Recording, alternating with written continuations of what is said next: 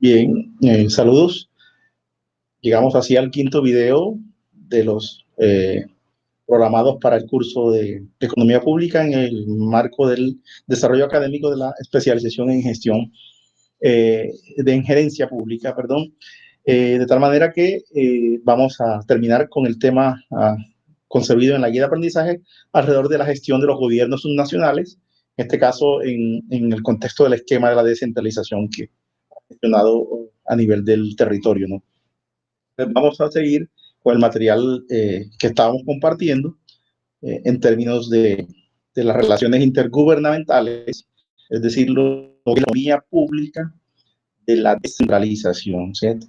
Entendiéndolo como el nivel más próximo al ciudadano y que ustedes como gerentes públicos les corresponde en cierta manera tratar de indagar y de conocer cómo funciona de primera mano la descentralización en Colombia, ¿no?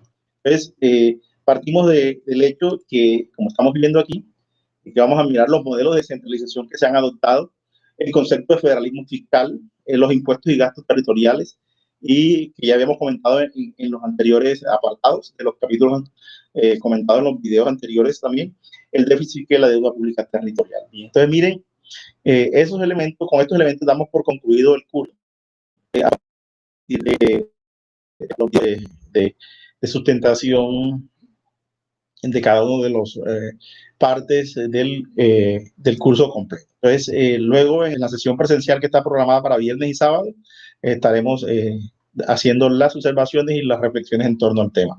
Entonces, en primer lugar, hablar de descentralización en Colombia implica pasarnos por la centralización, ¿no? Que es todo lo contrario al tema de la descentralización. O sea, descentralización versus centralización. El país ha tenido una tradición centenaria de centralización que fue abruptamente, o digámoslo así, cortada con la Constitución de 1991. El proceso de la Asamblea Constituyente y luego la promulgación de la nueva Constitución rompe con un tema de descentralización centenaria del país desde 1886, que determinó pues un modelo de Estado bastante centralizado desde el punto de vista de la toma de decisiones.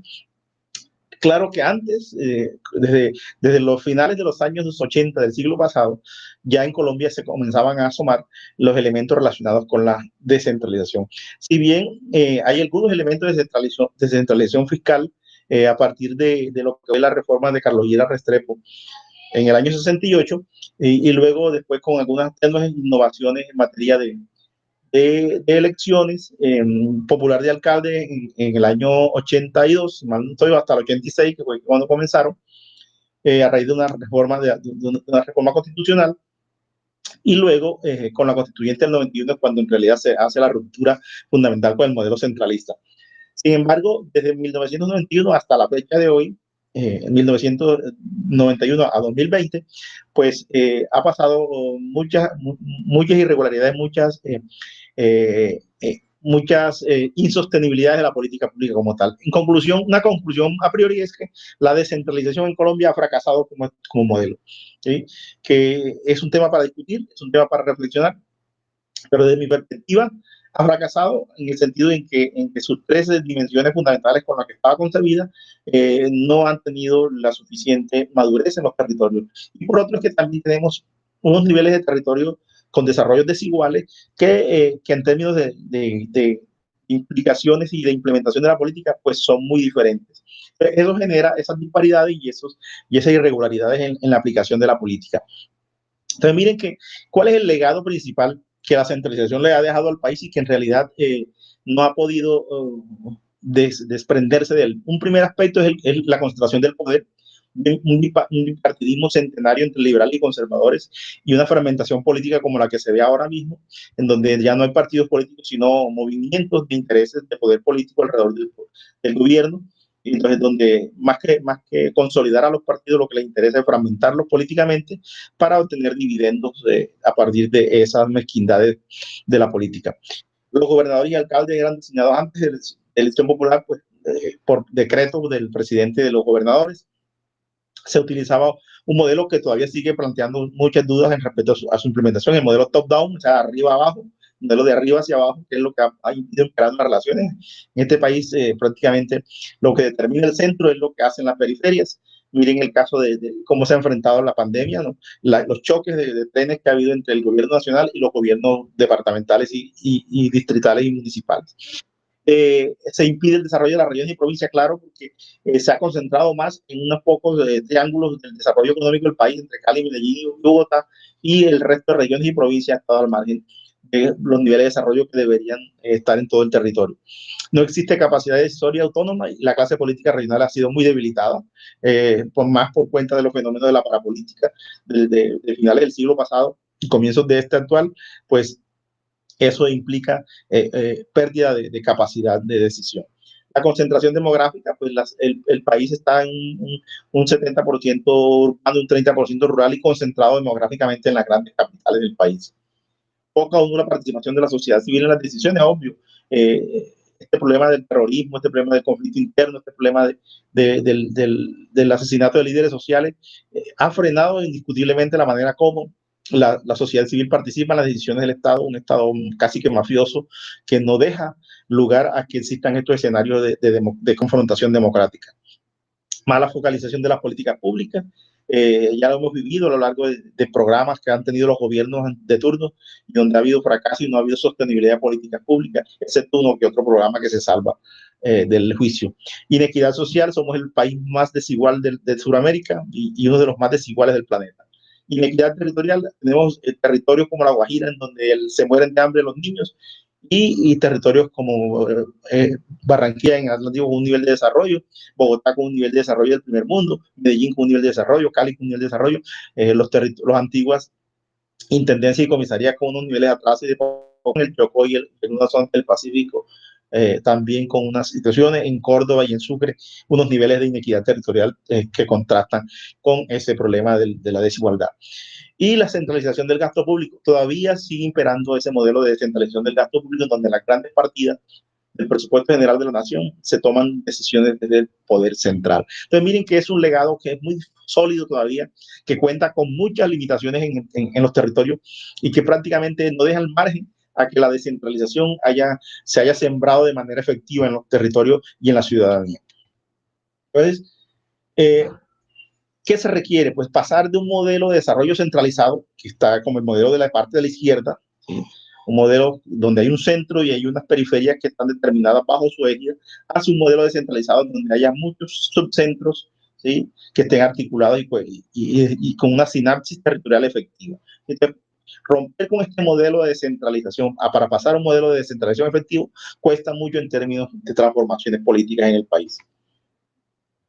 Y el país en eso ha vivido una serie de tipos de descentralización, de tipologías, que en últimas pues han logrado ir más que entre éxitos y fracasos, pues han logrado ir irregularmente consolidando un proceso de descentralización que no se sostiene todavía. El primer tipo de descentralización que conocemos es la desconcentración, ¿no? Que un tiempo la vivió el país y es la típica de donde el proceso de transferencia de funciones, recursos y capacidad decisoria del nivel central de una entidad pública a sus dependencias, ya que sea que estén ubicadas en la misma ciudad o que estén ubicadas en otro sitio del país. Es el caso de la desconcentración que se hace con las entidades nacionales, ¿no? Digamos, por ejemplo, la DIAN tiene una entidad en el nivel central, pero tiene unas DIAN seccionales en cada departamento y capital, ¿sí? El caso del ICBF, el caso de muchas otras entidades como el SENA, que tienen hay una unidad central, pero hay unas unidades seccionales o territoriales. El segundo tipo de centralización es la delegación, que es un proceso de transferencia de funciones, recursos y capacidad de decisión del nivel central a unidades que tienen cierta autonomía jurídica y patrimonial, que puede ser funcional o territorial, ¿sí? Por ejemplo, lo que ha pasado con las corporaciones autónomas regionales, donde por delegación ellas se les ha entregado la administración en el Sistema Nacional Ambiental, en el SINA, de toda la gestión ambiental de los territorios. Entonces, ese es el segundo tipo de descentralización, la delegación. El tercer tipo es la devolución, que no es otra cosa que la transferencia de funciones y recursos y capacidad de decisión a entidades territoriales con autonomía política, jurídica y patrimonial. Entonces, la devolución es en función, por ejemplo, lo que ha pasado con la descentralización fiscal, en donde muchos municipios y departamentos pueden imponer sus propios tributos independiente de los nacionales que están establecidos. Entonces, es una devolución en términos de transferencia. Y el modelo de elección pública y de agente principal, el modelo de federalismo fiscal y pluralismo político, son los dos modelos 4 y 5 más avanzados de tipología de descentralización. En el modelo de elección pública y de agente principal, en Colombia se ha optado por tomar estos dos modelos una especie de híbrido en donde la elección pública se maneja por el lado de la elección popular de alcaldes, la manera como desde el nivel territorial se toman las decisiones respecto a cuál es el mejor modelo de provisión de servicios públicos, y el modelo de agente principal, que es un agente que es territorial, y un principal que es el centro. Entonces, este modelo de elección pública y de agente principal es un típico modelo híbrido que es uno de los que más hemos adoptado en Colombia a partir de la Constitución del 91 y que se traduce en los desarrollos legales de la Ley 60 del 93 y de la Ley 701 del 2015. Perdón, de 2005. Entonces, y el otro modelo es de federalismo fiscal y pluralismo político, que es más extremo, es donde prácticamente los gobiernos territoriales tienen la potestad absoluta, independientemente de los gobiernos centrales o de los gobiernos federales, ¿sí? La parte de su autonomía para imponer tributos y para imponer sus propias autoridades. Es el caso de los estados federales de Estados Unidos, el caso de México, el caso de Brasil, el caso de Argentina. Entonces, son modelos de federalismo fiscal. En los tipos de centralización, volvemos a repasarlo: desconcentración, delegación, devolución, modelo híbrido y modelo de federalismo fiscal. Esos son los tipos de descentralización que han imperado. Pero el tema de la descentralización en Colombia tiene tres dimensiones, ¿no? Una dimensión en lo político, que avanzó con la elección popular de alcaldes y gobernadores. Una descentralización administrativa, que cuando se le delegan a los territorios funciones y competencias para efectos de cumplir con lo que establece, por ejemplo, que en el caso de los municipios, si usted revisa el artículo 312 de la Constitución Política, se está definiendo que el municipio, como entidad fundamental de la división político-administrativa del Estado, le corresponden unas funciones en virtud de la ley. Y el otro elemento es el de la descentralización fiscal, que es la manera como los territorios pueden proveer sus propios recursos a partir de la imposición de tributos, como en el lado departamental, con los impuestos al consumo de licores y cigarrillos y de vehículos, y como en el lado de los impuestos municipales con el predial, la industria y comercio, entre otros. Entonces, miren, tres tipos de descentralización, tres dimensiones de la descentralización: la dimensión fiscal, la dimensión administrativa y la dimensión política, son las que en realidad determinan el modelo que está imperando en Colombia. Pero el tema teóricamente tiene sus fundamentos en el famoso teorema de la descentralización que plantea Wallace Watts en su libro de Federalismo Fiscal, ¿no? Wallace Watts dice que en términos coloquiales, ¿qué es lo que quiere decir el teorema de la descentralización? Hombre, que es mucho más efectivo que el Estado esté más cerca al ciudadano que un Estado lejano al ciudadano. Es decir, ¿quién mejor conoce las necesidades y las preferencias de los ciudadanos en el nivel local? Pues los gobiernos que estén más cercanos. Entonces, él plantea que en un gobierno descentralizado, cada localidad puede proveer la cantidad del bien que sus habitantes desean, y los consumidores seleccionan la localidad que provee la cantidad y nivel del bien público que mejor satisface sus requerimientos, ¿sí? Entonces, ahí en términos de Wallace Watts, lo que se está planteando es que el esquema descentralizado de prestación de servicios públicos es mucho más efectivo porque está más cercano del contribuyente y del ciudadano, y él sabe muy bien y conoce más de cerca. Es más fácil hablar con un alcalde que hablar con un ministro, dice Wallace Watts. El teorema de la descentralización de Wallace Watts se completa con su definición, ¿no? En ausencia de economías y de efectos externos interjurisdiccionales, el nivel de bienestar será tan o más alto si los niveles de consumo óptimos, en el sentido de Pareto, recuerden lo que hablamos en el segundo video, en el sentido de Pareto, ¿sí? Con eficiencia de mercado, son provistos en cada jurisdicción, en vez de serlo en cualquier nivel único y uniforme para todas las jurisdicciones, siempre que éstas coincidan exactamente con los subconjuntos de población que consumen el mismo bien público. El gobierno central no puede proporcionar un nivel de producción Pareto eficiente para cada área, ¿sí? Entonces, es mucho más efectivo, es mucho más eficiente un gobierno descentralizado, una provisión de bienes y servicios públicos cerca al ciudadano, que esperar que el centro determine esas preferencias. Y esas hipótesis sobre la descentralización implican alrededor de 5 reflexiones o 6, ¿no? Una primera es que la provisión descentralizada de bienes públicos es un canal para promover el desarrollo económico regional, ¿sí? Está demostrado a la medida en que se le da autonomía a los territorios, ellos pueden promover mejor su desarrollo económico de acuerdo con sus potencialidades y limitaciones, y que en esa forma es como pueden gestionar su propia autonomía. La segunda reflexión tiene que ver con el enfoque teórico dominante en la literatura, que supone que los gobiernos locales son más eficientes en la asignación de los recursos públicos. ¿Sí? El mismo teorema de la descentralización, ¿no? Y porque el gobierno local tiene más información y más incentivos para hacerlo desde el punto de vista político.